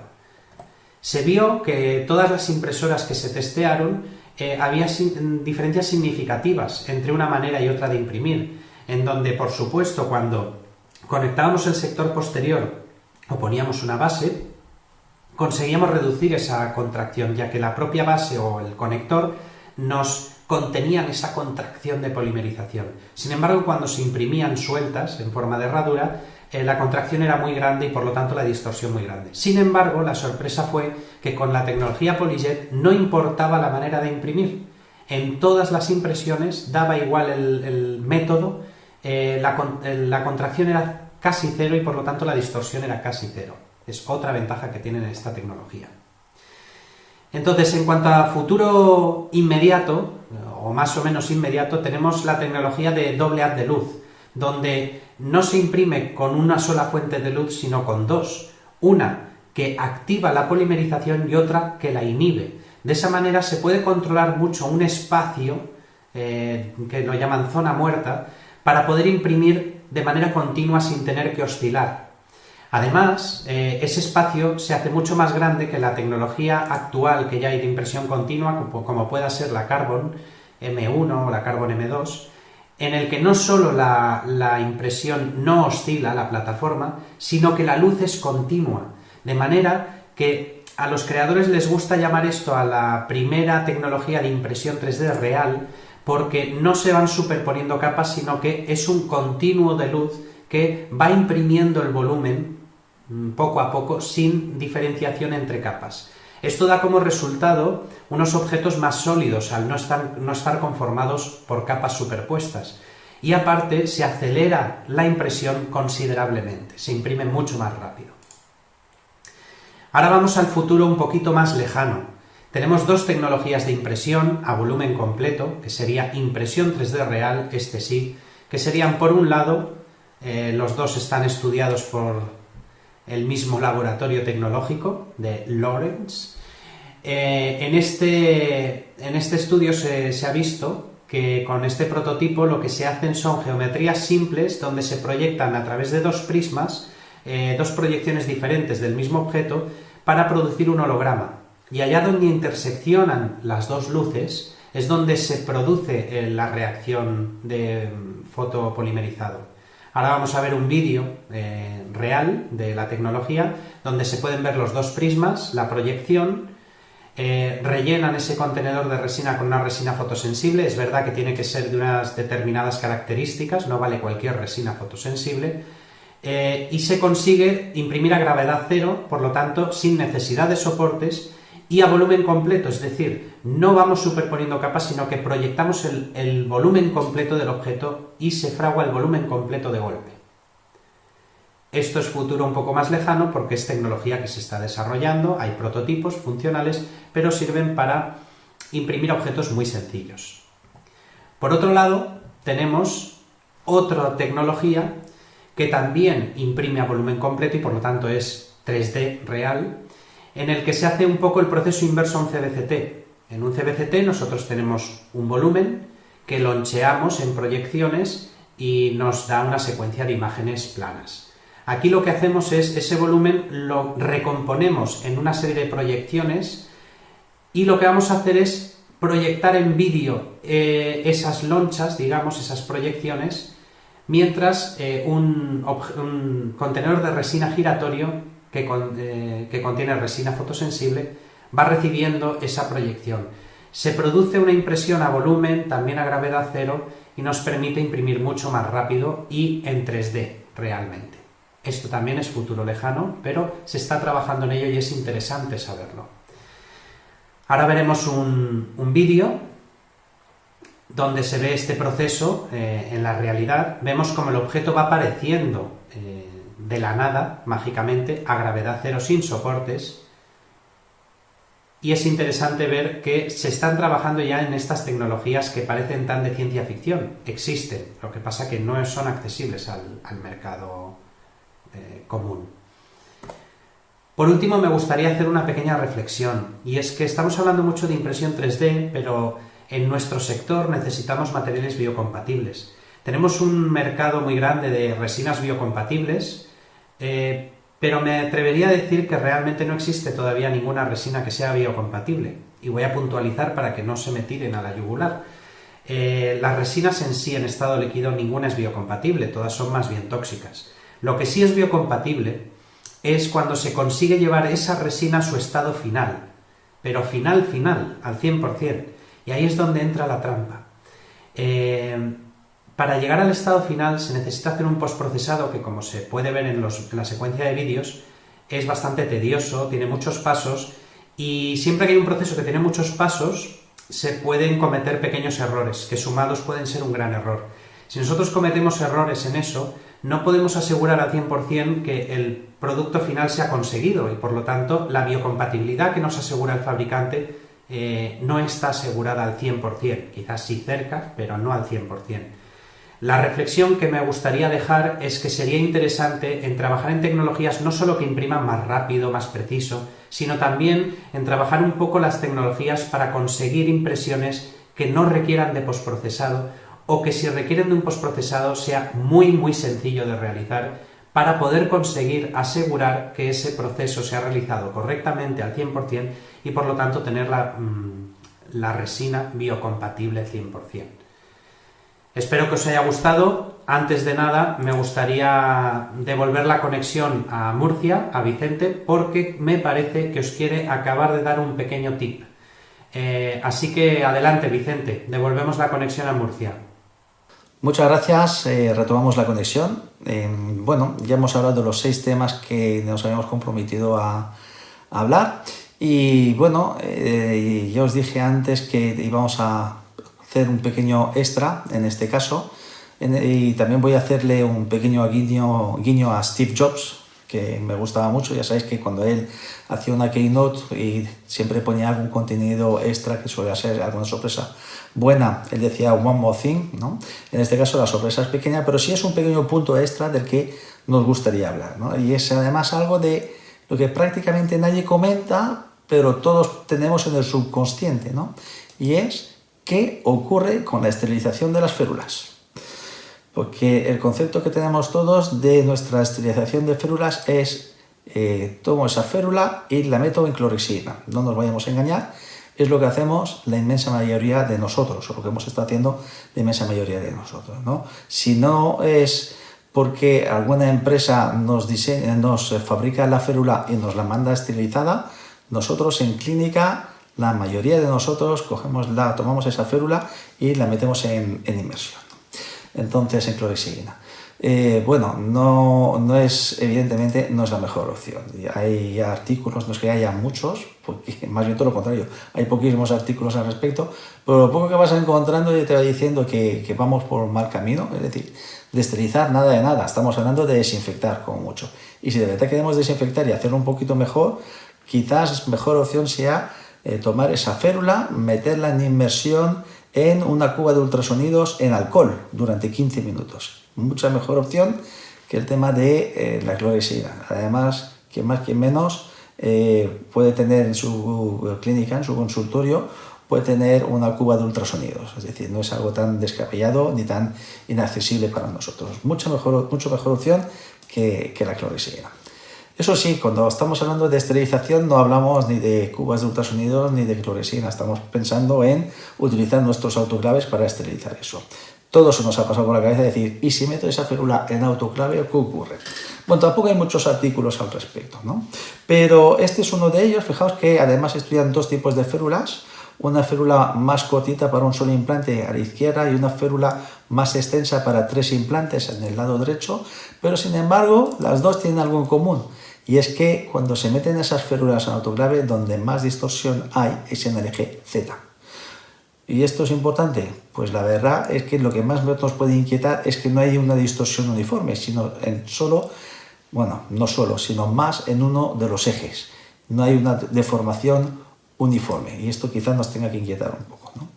Y después tenemos otro artículo, que este es un artículo que me gusta mucho y que quizás nos da mucha más información, ¿no? No es una revista que yo conozca, pero es que hay tan poco al respecto y que de verdad he intentado aprovechar lo que se puede aprovechar y que tampoco es gran cosa, ¿no? Pero fijaos, este es un artículo donde vamos a estudiar 3 tipos de estructuras, ¿no? Una de ellas es lo que llaman ellos una férula, que será lo que se ve en la parte superior, algo parecido a una férula de descarga, que no lo es, pero bueno, algo parecido a eso. Otra estructura que es como si fuera lo llaman ellos surgical guide, como si fuera una férula de cirugía guiada, que no tiene forma de férula de guiada, pero bueno, nos puede servir para ver los agujeritos, a ver cómo se distorsionan, ¿no? Y después un diente común, en este caso creo que es un canino. Bien, ¿qué vamos a intentar hacer? Pues bueno, desde un archivo original, STL, de esa estructura que vamos a imprimir, vamos a obtener un objeto, que es en este caso el azul, que es preesterilización, lo vamos a poder medir.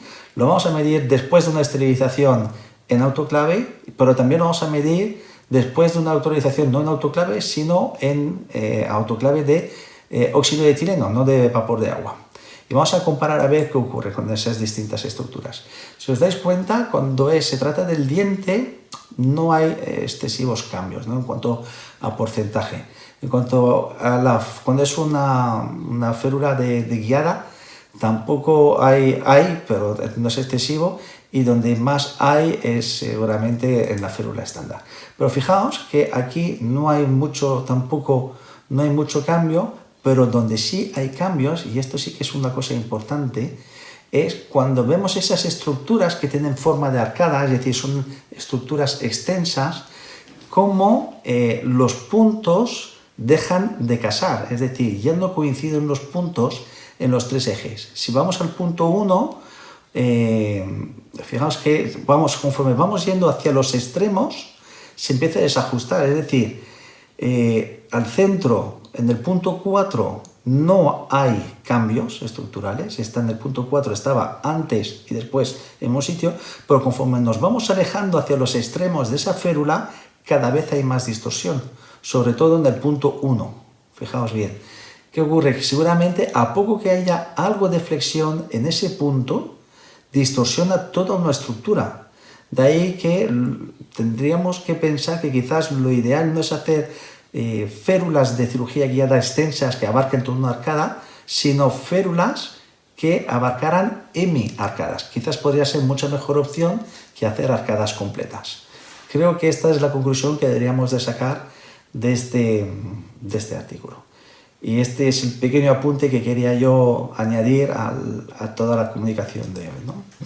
En fin, que hasta aquí hemos llegado. De verdad que ha sido un verdadero placer poder estar con todos vosotros. Y ahora empezamos con el turno de preguntas. De verdad, vamos a intentar dar lo mejor de nosotros, intentar dejar el mínimo número de dudas posible. Vamos a ello.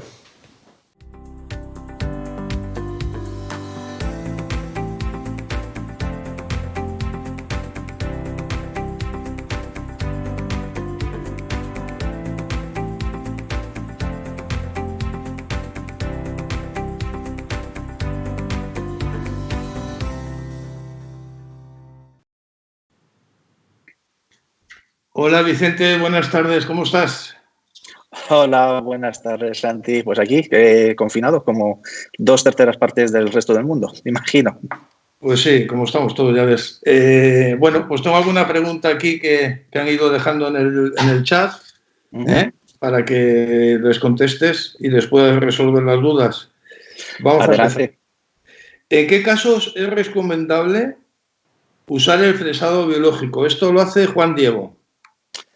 Mira, yo el fresado biológico en cirugía sin ser guiada llevo ya como 15 años utilizando y es un protocolo que he conseguido extrapolarlo a la cirugía guiada y además es que me parece que es fantástico. Tal y como he dicho en la conversación, tengo la costumbre de usar con el protocolo normal 800 revoluciones y con suero a 10 solo la fresa de diámetro 2, no solo una, es decir, toda la secuencia, porque vamos haciendo de longitud cada vez mayor, primero la de 8, la de 10, si es un implante de 13, pues 8, 10, 11 y medio, 13, pero siempre las de diámetro 2, toda esa secuencia de fresas van a 800 revoluciones y con el suero a 10 grados. A partir de ahí, cuando ya lo que hacemos es mantener la longitud 10, pero vamos aumentando el diámetro de esas fresas, toda esa secuencia la hacemos siempre con fresado biológico. Vamos recuperando el hueso, no tenemos recalentamiento de hueso, es decir, que son todo ventajas, no tenemos nada que perder ahí, todo lo contrario. Bien. David Barbato de Italia te pregunta, ¿el fresado biológico a través de la férula quirúrgica no podría provocar un sobrecalentamiento de la fresa debido a la fricción con la cánula? Bien, mira. Esta es una buena pregunta. Esto es, indudablemente, si esto lo haces pasando la primera fresa a 800 revoluciones, si no llega a la irrigación, sí puedes calentarlo. Está claro que podrías calentarlo, pero para eso usamos refrigeración en la primera fresa a 800 revoluciones. Las demás fresas van a 50 revoluciones. No son revoluciones suficientes como para llegar a calentar. Hombre, hay un pequeño incremento de calor porque en ningún momento se llega a trasladar ni a la fresa ni a calor se queda localizado a nivel de la anilla de la fresa, porque 50 revoluciones sí que es verdad que como son cirugías sleeveless hay un poco más de fricción de lo que es la fresa con la resina y entonces hay un pequeño incremento de calor, pero en ningún caso nada que nos tenga que preocupar, en absoluto. Muy bien. Bárbara Montaner, de Barcelona. Uh-huh. La férula sleeveless permite estabilizar mejor la fresa. Aún así, ¿el contacto con la resina no aumenta mucho la fricción y hace que se sobrecaliente en exceso? No, pues tal como te he dicho antes, o sea, en absoluto. De verdad que el que dude de poder hacer, y eso entiendo que el fresado biológico ya es un concepto que ya sin férula de por medio, es un concepto que hay mucha gente que no lo conoce y que no lo practica y que le cuesta. Y a mí ese salto es como un pequeño salto de fe que tú tienes que dar y que una vez que lo has dado normalmente no suele dar marcha atrás. Y luego extrapolarlo a cirugía guiada es mucho más sencillo porque ya sabes cómo funciona. Pero en ningún caso, desde verdad, podéis estar muy tranquilos que podéis trabajar muy tranquilamente haciendo sleeveless y fresado biológico. Bien. Juan Carlos Astoritas. ¿El diámetro depende del kit quirúrgico a emplear en la cirugía? ¿Cómo puedes repetir? Es que te he perdido un poquito el audio. Me supongo que se refiere al diámetro para meter luego la fresa, ¿vale? El diámetro depende del kit quirúrgico a emplear en la cirugía. Sí, cada caja quirúrgica es un mundo. Bueno, ahí te cambia todos los valores, o sea, desde cuando vas a diseñar una férula, tienes que saber qué kit quirúrgico y muchos valores, hay 3 valores concretos que debes de saber de toda caja quirúrgica, que eso lo veremos en el curso de mañana. Y además cuando diseñemos férulas mañana lo explicaremos, ¿no? Pero está claro que cada caja quirúrgica es un mundo y tienes una serie de parámetros. Y evidentemente las fresas y sus diámetros corresponden a cada casa comercial. Bien, perfecto. La última pregunta, Vicente. Fernando, ¿hay posibilidad de desprendimiento de láminas de resina de la férula al fresar sin anillo metálico? Mira, esa cuestión la tuvimos, mira, casualmente con la primera caja que tuvo GMI, que rápidamente nos escuchó y corrigió, y con muchas otras casas comerciales que siguen cometiendo ese mismo error, que no lo han corregido, y es que esa parte que entra en contacto con la parte de resina, esa parte de fresa que debe ser completamente lisa, y hay casas comerciales que no la dejan lisa, sino que lo dejan con una especie de hendiduras, pensando con que el suero fisiológico va a poder entrar a través de esas hendiduras. No ayuda mucho, menos aún si vas a hacer una cirugía sleeveless, sin anillas, porque tienes el riesgo de que arañe un poquito esa resina efectivamente y que algo de resina se te acabe metiendo dentro del alveolo. Entonces hay que buscar una caja quirúrgica donde esa parte inactiva no tenga ninguna muesca, sea completamente lisa. Sí, es verdad, Vicente, porque me acuerdo del trabajo que se hizo ahí con ese tema. Pues nada, pues muchas gracias y nos vamos ahora con Jorge. Muchas gracias a ti, Santi, un placer siempre. Un saludo a todos. Gracias.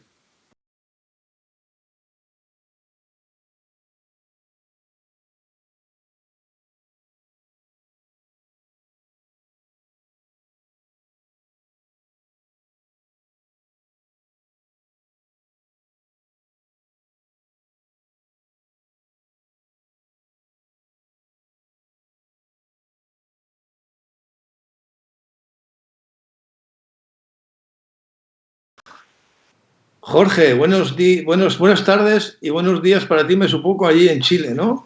Así es, un gusto saludarte, Santi, un gran abrazo. Mucho gusto. Oye, tengo aquí unas preguntillas que han hecho para ti, que a ver si las podemos resolver, ¿te parece?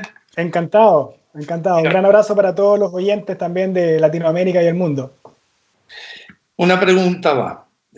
Cuando hay poca apertura por parte del paciente y genera problemas de fresado, ¿cómo podemos solucionarlo?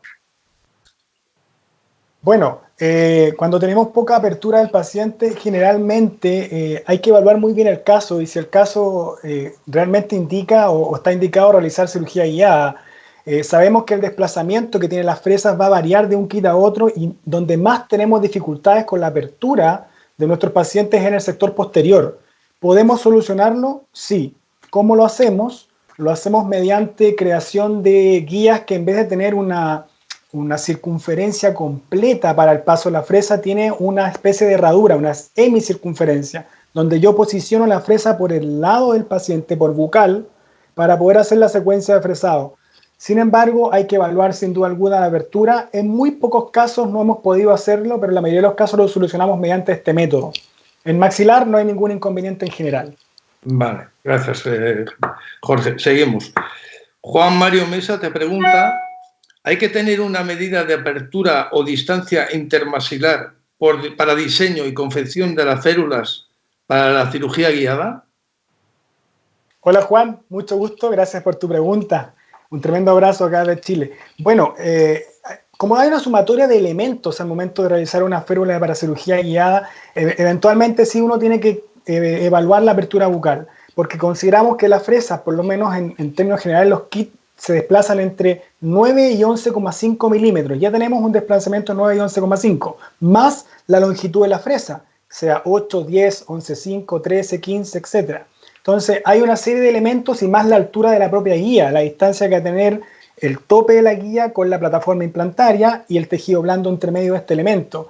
Eventualmente tienes que tener esa pequeña evaluación de cuál va a ser la apertura de nuestro paciente. Generalmente no tenemos inconveniente, el mayor inconveniente siempre se produce en el sector mandibular póstero inferior, donde obviamente el ángulo es menor y por lo cual dificulta un poco más. Pero en promedio tenemos que tener esas medidas consideradas para poder evaluar el caso y poder estar con la confiabilidad que va a resultar el fresado sin ningún problema. Muy bien, Jorge, seguimos. Mario Macrini. En caso de dentaduras completas en el maxilar superior, ¿cómo evitas la rotación de la guía quirúrgica una vez anclada al maxilar a la hora del fresado? Hola Mario, gracias por tu pregunta. Bueno, para mí los dentados totales, los odéntulos completos, son el caso más complejo de ejecutar porque la guía generalmente es mucosoportada. Cuando uno realiza una guía de este tipo, lo más importante es el protocolo con el cual tú confeccionaste la planificación virtual. Sabemos que la guía va a estar sujeta en primera instancia por los pines horizontales, que de preferencia tratamos de colocar la mayor cantidad de pines que es posible, mínimo 3. Si puedo anclar algún pin en paladar, sería una opción bastante razonable para mantener la guía en su lugar, porque como tú dices en tu pregunta, cuando uno comienza a hacer la secuencia de fresado existe la posibilidad del riesgo de la báscula. En este caso lo solucionamos de dos maneras principales. Primero, el protocolo. Nosotros con la guía quirúrgica la confeccionamos en base a un componente y diseño protésico, por lo cual va a tener todas las características de una prótesis total removible, post-damming, sellado periférico, etcétera, lo que nos va a ayudar a tener una estabilidad en la mucosa inicial. Y segundo, existen kits, en el caso del kit que estamos utilizando que es de GMI, donde el porte implante puede servir como un fijador vertical de la guía. Entonces vamos a utilizar los mismos implantes o las mismas fresas como un fijador vertical, sumándolo a los pines horizontales. Así evitamos que se produzca báscula o rotación. Y bueno, pues la última, Jorge. Me han hecho una pregunta aquí que yo no entiendo muy bien, pero la voy a leer tal como me la han hecho. ¿Los diámetros más pequeños de cuántas medidas tienen? Los diámetros más pequeños de la guía serán, o ¿Ah? me imagino que, bueno, diámetros pequeños, el kit de cirugía guiada nuestro, en este caso que ocupamos de GMI, tiene un diámetro de fresa de 5 milímetros, por lo cual nosotros de 5 milímetros hacia arriba, 5,05, 5,1, 5,2, 5,15, va a ser el diámetro que vamos a ocupar, ya que siempre debe existir un gap, una pequeña diferencia entre el diámetro de la guía y el diámetro de la fresa, para que la fresa pueda transcurrir, pueda recorrer la guía sin quedar atascada.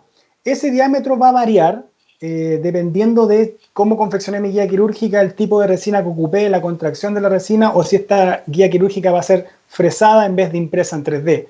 Pero siempre la mayoría de los kits oscilan en promedio de 5 milímetros hacia arriba. Pensemos que mesiodistalmente un diente o ningún diente de nuestra arcada a nivel maxilar o mandibular mide menos de 5 milímetros, a excepción de los incisivos laterales inferiores que pueden medir un poco menos.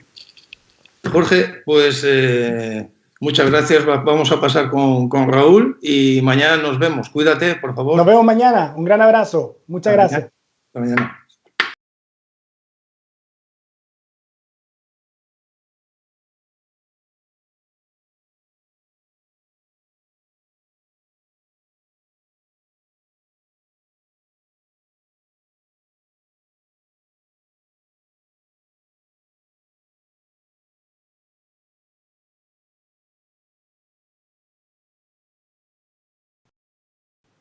Hola Raúl, buenas tardes. ¿Qué tal por Gerona? Buenas tardes, Santi. Muy bien, aquí estamos, luchando, luchando. Bueno, pues mira, tengo aquí como ya ha pasado Vicente y Jorge, ya lo has podido ver. Tengo pues unas 4 preguntas para ti, ¿vale? A ver si le podemos ayudar a la gente que le ha hecho las preguntas. Muy bien. La pregunta, bueno, es bien sencilla. ¿Qué es el Tibase? El tibase. El tibase es un aditamento, realmente. Es un tipo de aditamento. En CEREC, por ejemplo, no solo en CEREC, pero en CEREC, cuando utilizamos este tipo de aditamento, hay todo un protocolo que tiene un diseño específico, es un aditamento recto que tiene una pestañita que corresponde con la pestañita que tiene el propio bloque o lo que imprimamos. De esa manera solo hay una posición de cementado fuera de boca. Entonces el Tibase es una base de titanio con un diseño específico para poder cementar fuera de boca y para poder escanear también con todo el protocolo de CEREC. Gracias, Raúl.